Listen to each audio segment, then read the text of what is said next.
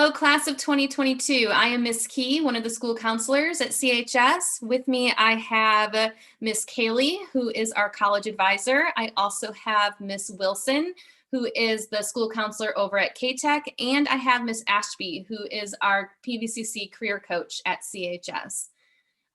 Things that we're going to talk about during this presentation is your junior year, staying on track for graduation, post-graduation plans, and senior year scheduling.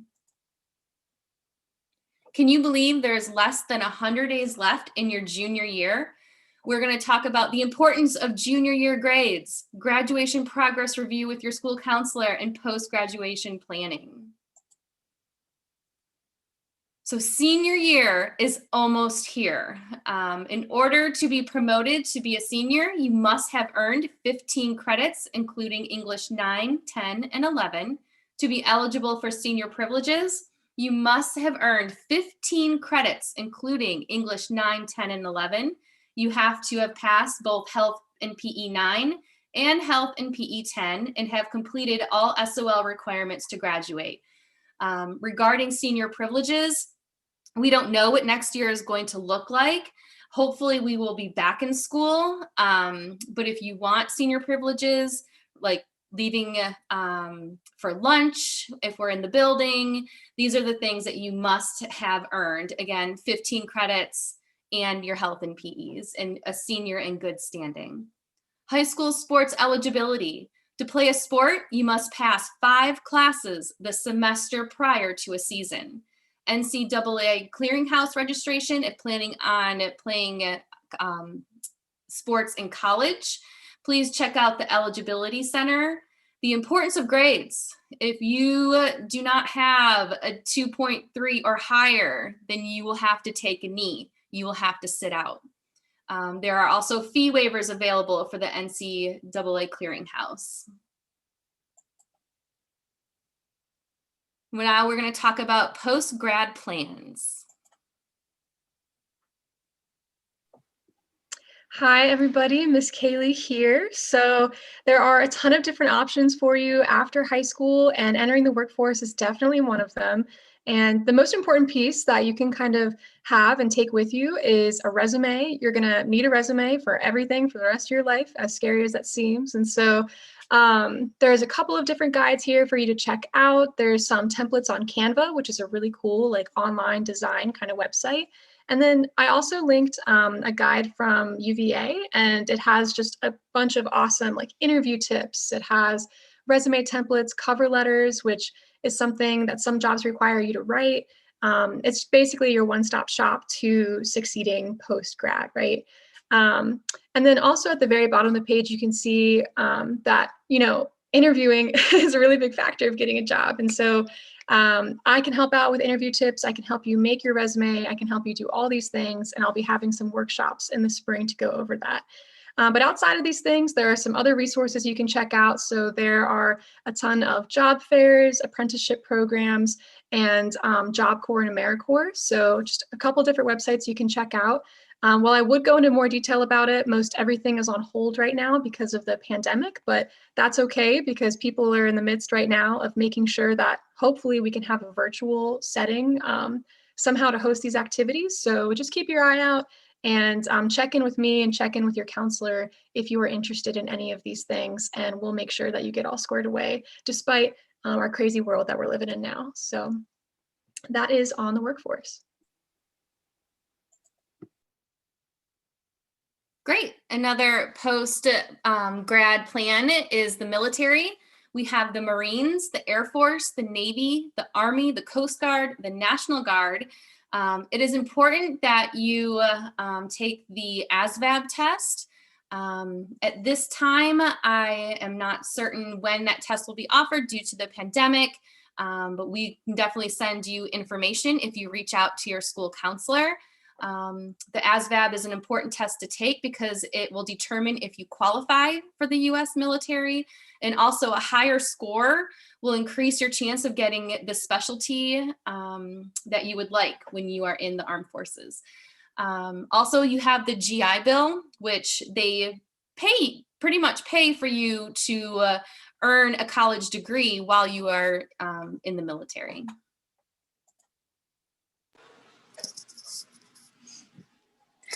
Hi, everyone. Miss Ashby here, and I work in the guidance office at CHS as a career coach.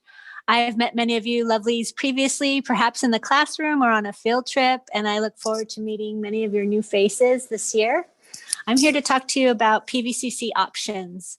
At PVCC, we have over 65 majors to choose from, and the majors range from transfer degrees to 2-year degrees and certificates.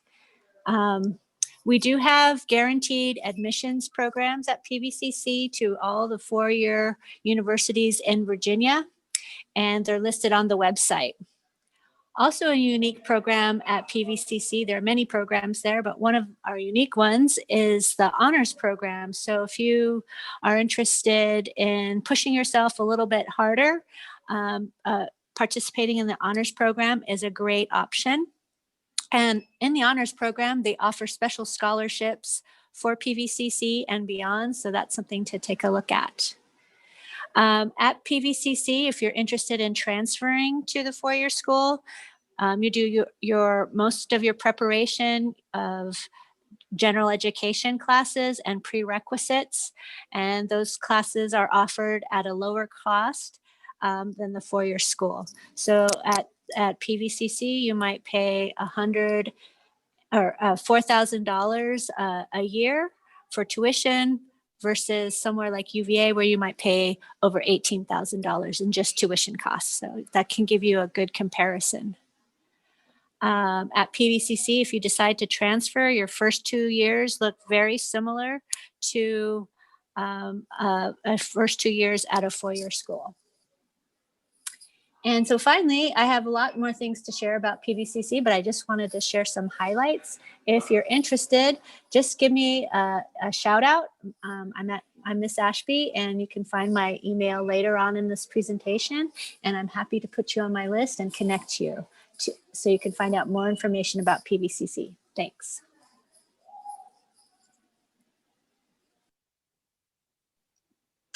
All right, so my favorite thing to talk about is if you are interested in going to a 4-year school. So I'm just going to give you some tips and tricks and some websites because if you haven't started thinking about what you want to do after graduation, now is probably the time where you should sit down, if not now, then in a couple of weeks, and just kind of think, what do I really want? And if you are thinking about a 4-year school, even if it's just like the smallest bit in the back of your mind, then maybe we should sit down and have a conversation about it. And I'm planning on meeting all of the juniors at some point this spring, and all of you 100% next year at some point. So, know that you're not going through this alone, and I'll be here to kind of help you work out everything that you need. But here's some websites. So first of all, you can find me on the college advising website, which is Charge to College. And you can also find me on Instagram. That's probably where I'm most active.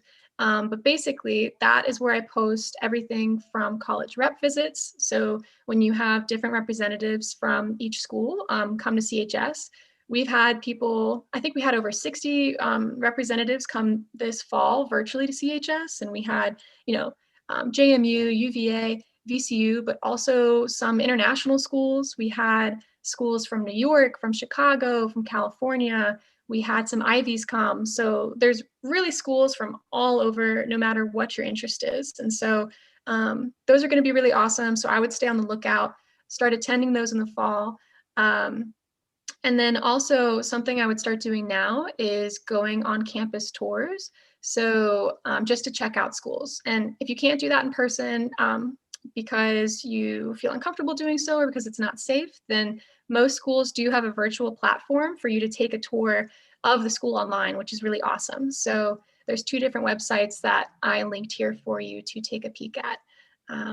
Okay. And then I just want to walk you through some steps for junior year. So if we could go to the next slide, that'd be awesome. Sweet. So basically some things that you should be thinking about to prepare yourself for senior year, which is fun, exciting, but also scary for some people. And I totally understand that. So some things to get you started off right. It's probably best if you get to know your teachers this year, any coaches, maybe employers if you work at a job, because these are the people that you're going to be asking to write your recommendations for you. So, and that doesn't have to mean you have to be buddy-buddy with everybody, but it just means get to know them, get to know a little bit more about what they do, and then tell them your passions, tell them your interests, and from there, hopefully you all develop a relationship where you all can talk. So the next thing I want to suggest is to get involved in clubs, volunteering, maybe work in sports, because a lot of colleges like to see that you're well-rounded as a student. So, you're not just focused on academics, but that you've got passions in other areas too. And so if you need help kind of figuring out like where to begin, or you're like, I don't know what I'm passionate about, again, that's totally okay. We can sit down, we can have a conversation about it, and I will hook you up. The next thing that you should kind of be thinking about are some summer opportunities. So if you have maybe some volunteer work you can do with the IRC this summer, or if you are a lifeguard and you play sports over the summer, those are some other things that can keep you occupied, and that would also be really awesome for a college application. So the last thing I kind of just want to touch on is that all of this is kind of hard to keep track of. It's kind of a lot to just have sitting in your brain. So one thing the counseling department does is we have a college and career worksheet that we will start giving out to you at the end of this year, but also senior year. And that's where you can kind of track everything, have it down on a piece of paper. And at the very end, you're going to turn that into your counselor. And not only is that going to be really awesome for you to have so that you have everything in one place, but also so that your recommenders have that info as well, and they can write you really awesome recommendations. So just have that in the back of your mind, know that you have to complete that, and something to look forward to. Cool. So the next thing I kind of want to talk about is making your college list. And I'm going to be very brief with this because there's a lot of information to kind of take in. But when you're thinking about going to college, you kind of want to have just a list of maybe 5 to 8 schools that you don't have to apply to, don't feel obligated that you have to apply there. But having options like this is going to be really awesome so that when it comes to deciding what school you want to go to, you have a variety of schools, opportunities, and places you can choose from. So the 3 different opportunities or categories, I guess, to apply to school are safety schools, match schools, and reach schools. And safety schools are kind of schools that you have a greater chance of getting into. Your GPA is right on track with what they accept and is probably a little bit higher. And you're probably in the top 10% of previously admitted students. And I'll go into more details in the next slide about what this looks like. So the second kind of school you're applying to is a match school, which means you're 100%, you're right on track, like your GPA is exactly on average with the kind of GPA they admit, and you're like most likely in line with SAT and ACT scores. And then reach schools are most likely your like dream schools. They're ones where you're like, I don't know, it's like really rigorous and competitive to get in.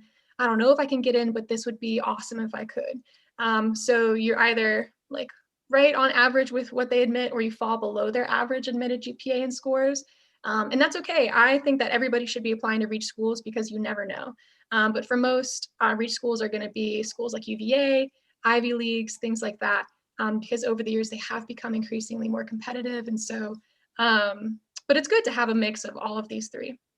And then like for resources you can point to help you with this process, you can click on this opportunities book link over here on the right, and that's going to take you to a website with everything you need to know that breaks down each of these categories into more detail.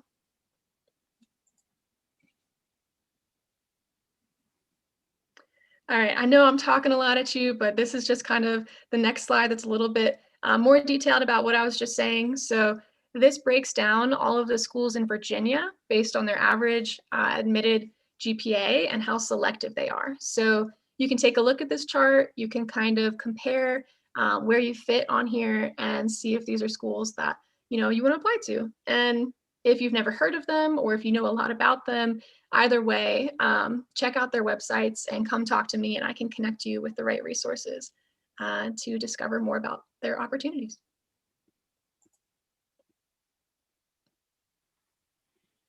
Okay, last kind of update here on my end for you is about the SAT and ACT. So, as most of you probably know at this point, a lot of schools have gone test optional this year because of the pandemic. So, most seniors did not have to take standardized tests or submit their scores. For your class, though, it's a little bit more uncertain because we don't know if colleges are going to continue to do this next year or not.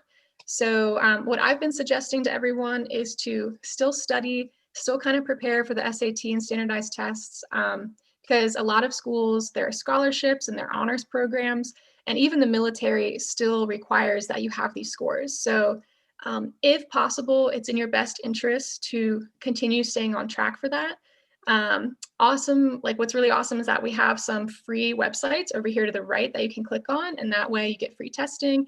And if you qualify through one of several different options, you might be able to get a fee waiver and not have to pay for these tests at all. So if you'd like to learn more about that, you can reach out to me or your school counselor. But that's just something to keep in mind for right now. And I'd also suggest not signing up for a test until probably later spring, early summer, just because, I don't want you to sign up for a test in March and then have that test be canceled because cases are still really high. So that's just my little tidbit of advice there. And then here on the bottom, we have upcoming test dates. And last thing to note is that the College Board just announced that they're going to be getting rid of subject tests. So after June of this year, they're no longer being offered. So we can talk more about that too in person if that's a good option for you or not.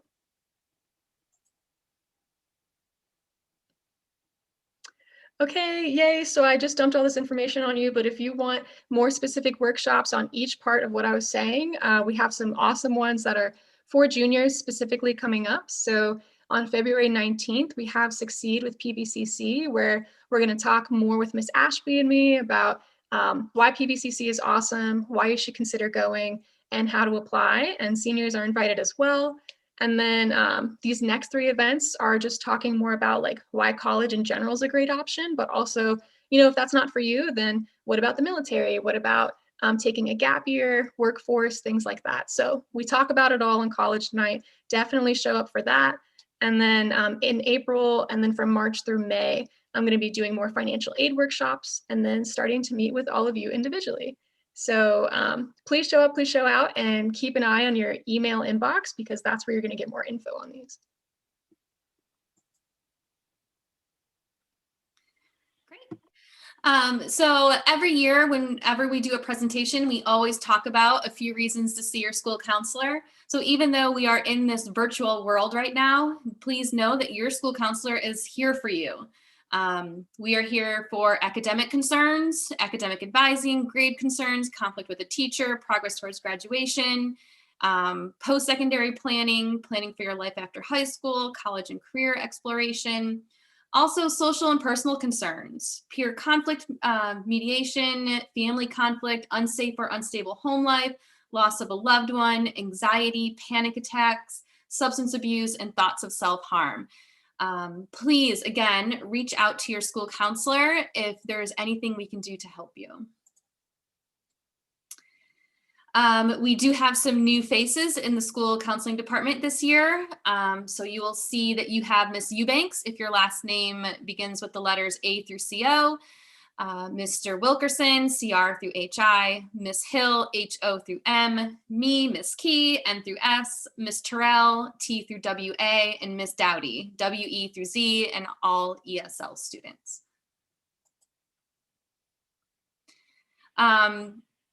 There's a lot of information that we, again, like Miss Kaylee said, we're throwing at you. Please know you have resources in this virtual world, in and outside of the building.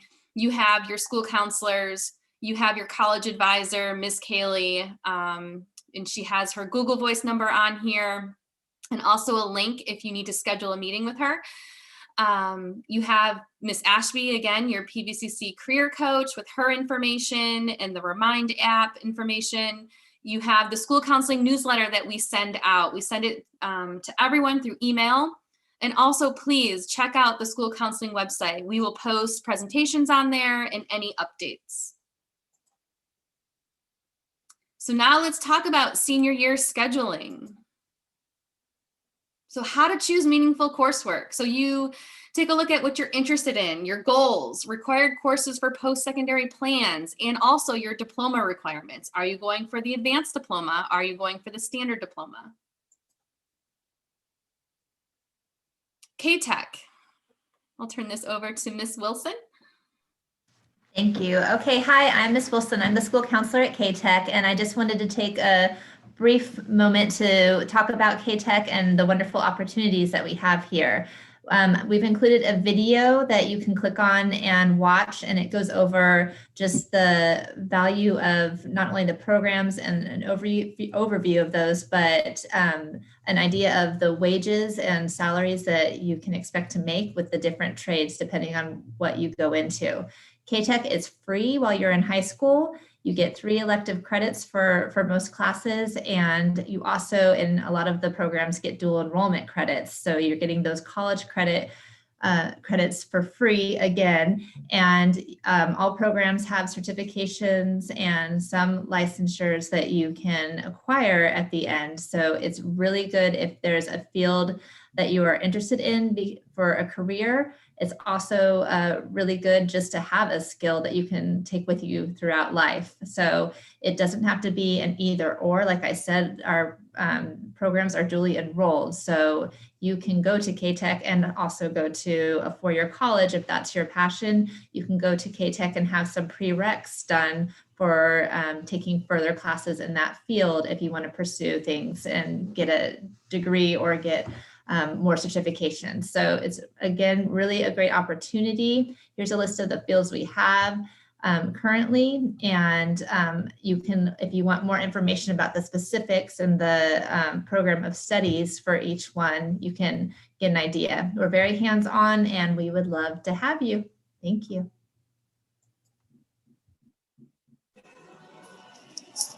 Hi again, it's Miss Ashby to talk with you about dual enrollment. If you have an interest in taking dual enrollment because perhaps you've been recommended for a class such as dual enrollment English 12 or dual enrollment pre-calc calc, or perhaps you have an interest in a specialty class such as dual enrollment sociology or dual enrollment engineering, I'm here to share with you how to sign up. And just like at K-Tech, all dual enrollment classes are free at the high school. So after you meet with your counselor to talk about classes for next year, you just have to keep in mind you will have 3 more steps to complete.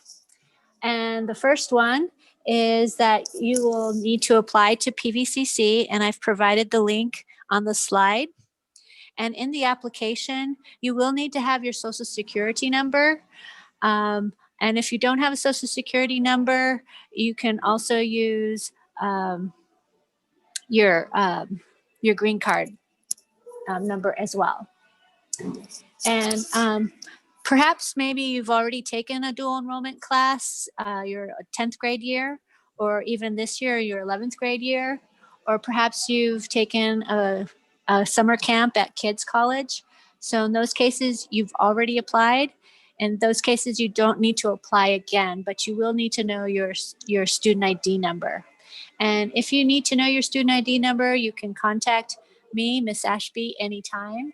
And you can find my email on the school counseling website or at the end of this presentation, and I'll be happy to share that the student ID number with you. After you applied, the next step you will need to do is this very important step, and that's signing a permission form, and that's you sign and your parents sign, and it just gives PVCC permission to enroll you in the college class. And so after you've done the application and you signed the permission form, the very last step is to email Miss Ashby, that's me, with your student ID number and the signed permission form, and then you'll be all set and you're ready to enroll.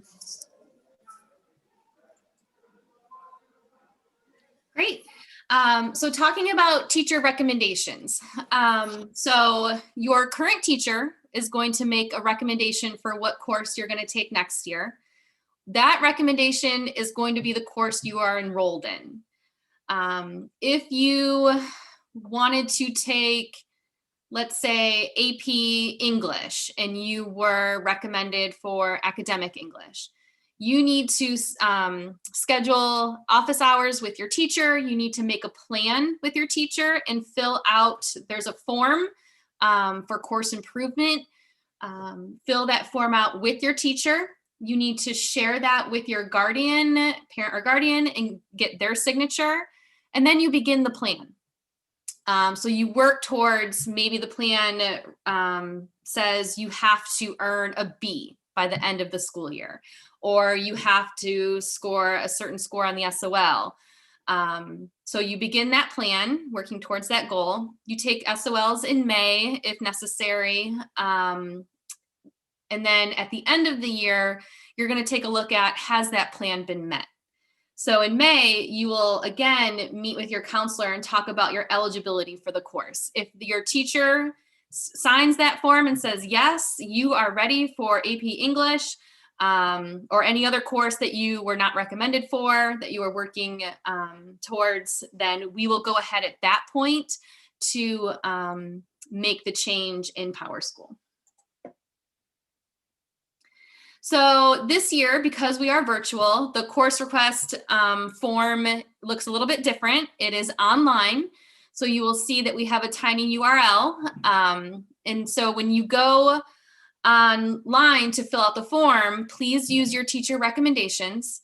If you're not sure what your teacher recommended you for, I recommend popping into their office hours and asking your teacher.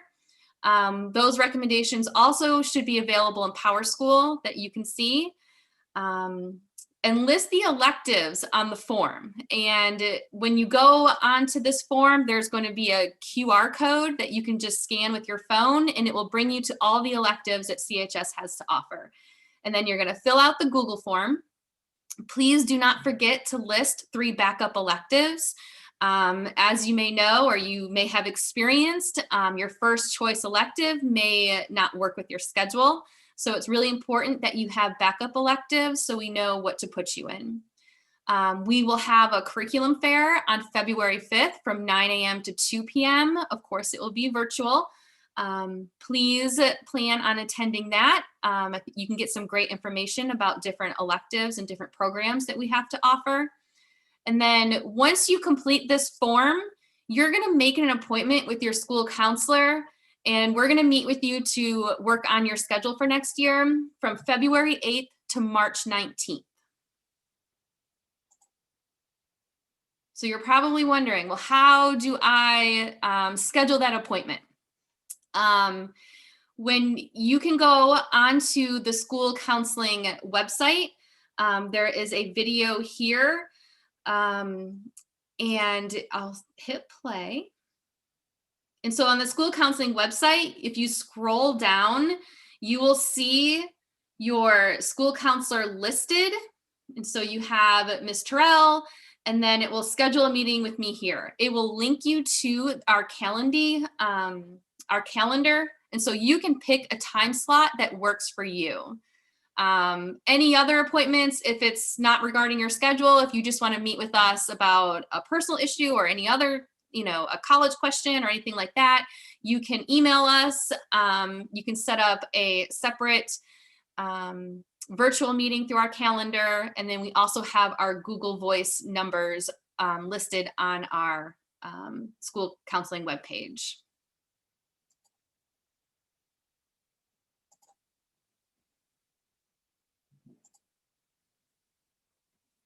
So summer school is going to be virtual learning. At this point in time, we're not sure what it's going to look like due to COVID, but we do plan on offering summer school. It's for credit and SOL recovery. Typically, you sign up after spring break. Information will be mailed home with the Q3 report card, and applications should be available online. Usually, you can only earn 1 credit in summer school. And SOL remediation and retesting is also available in the summer for most classes.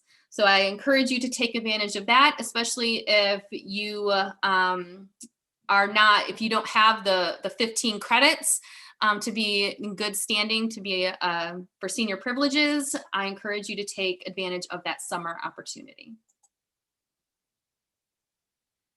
So senior release is not a privilege. Again, we don't know what next year is going to look like. I think we're all hoping we'll be back in school.